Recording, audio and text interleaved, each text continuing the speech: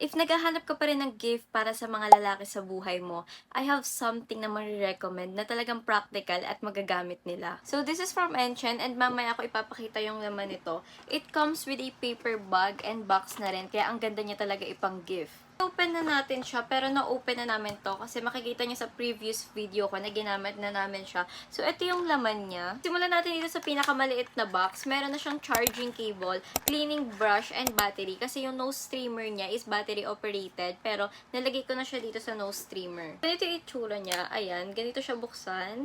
Then, sa ilalim naman, para mag-open siya.